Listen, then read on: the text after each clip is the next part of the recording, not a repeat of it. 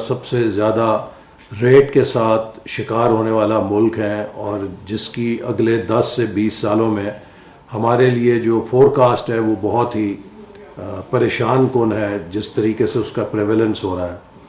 اسی طرح ہمارے ملک میں 40% بچے سٹنٹنگ کا شکار ہیں۔ اور چوتھی چیز پولیو ہے کہ جو دنیا میں تقریباً خاتمہ ہو گیا ہے، لیکن جو 2-3 ملک جن میں یہ ابھی مرض باقی ہے اس میں پاکستان بھی ہے۔ تو ہمیں اپنے معاشی اور اقتصادی ترقی کے ایجنڈے میں اگر کامیاب ہونا ہے تو اس میں ایک صحت مند قوم ضروری ہے،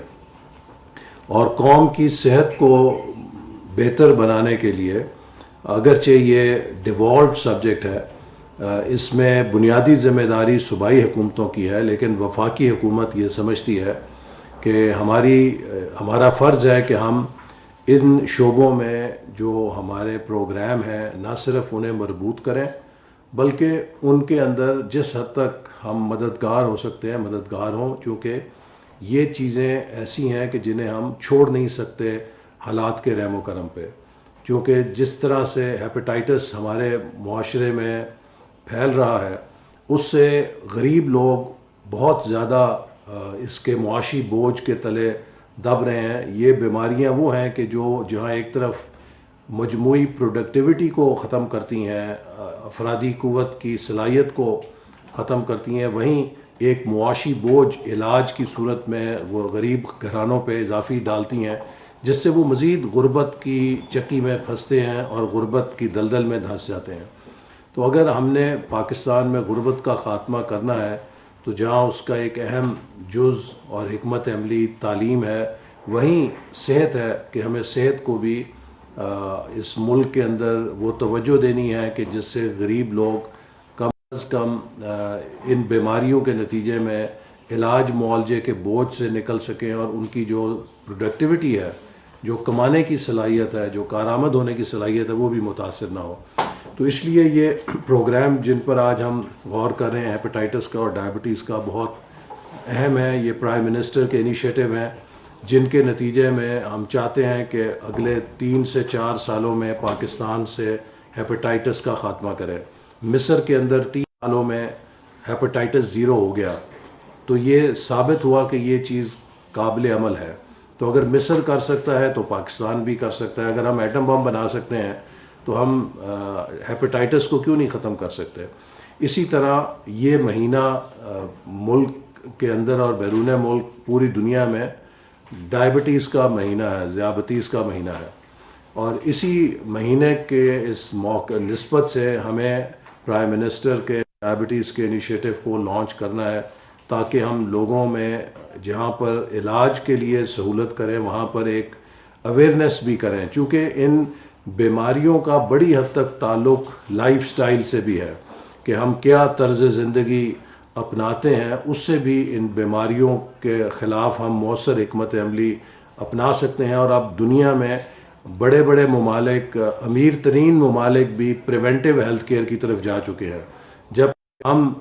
بیمار ہونے کا انتظار کرتے ہیں اور پھر بیماری کو پیدا کر کے اس کے لیے ہسپتال بناتے ہیں، جبکہ جو حکمت عملی دنیا میں اپنائی جا رہی ہے وہ یہ ہے کہ آپ بیماری کو جڑ سے پکڑیں اور بیماری کو پیدا نہ ہونے دیں، تاکہ بیماری کی شرح میں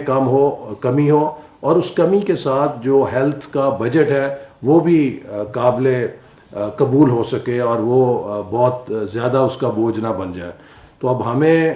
بجائے اس کے ہم لوگوں کے بیمار ہونے پر ان کا علاج کرنے کا بندوبست کریں،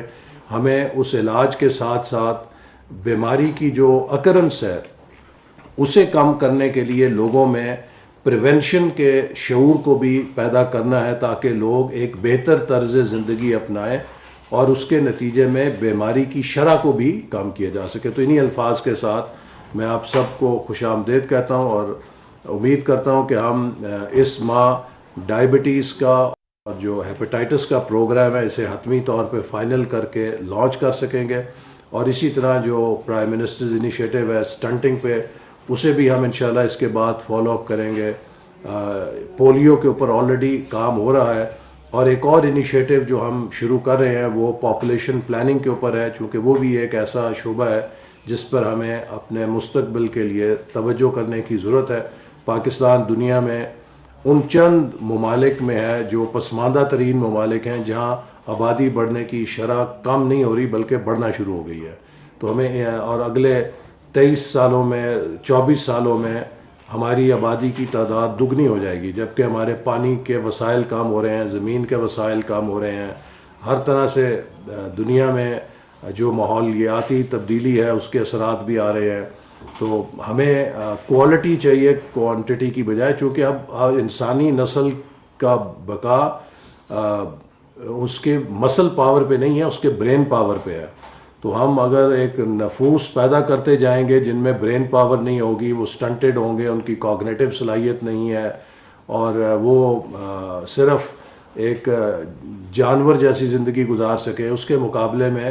ہماری آبادی کوالٹی بیسڈ ہونی چاہیے کہ بچے اتنے ہوں کہ جن کی اچھی نشو و نما ہو سکے، اچھی تعلیم ہو سکے، ان کی غذا پوری ہو سکے، ان کی صحت بہتر ہو سکے، اور وہ اچھی تعلیم سے لیس ہو کر مستقبل کے لیے ہمیں وہ برین پاور دے سکیں کہ جس سے ملک ترقی کرتے ہیں۔ تو میں آپ سب کا شکریہ ادا کرتا ہوں۔ شروع کریں جی۔ ذیابیطس اور ہیپاٹائٹس کی روک تھام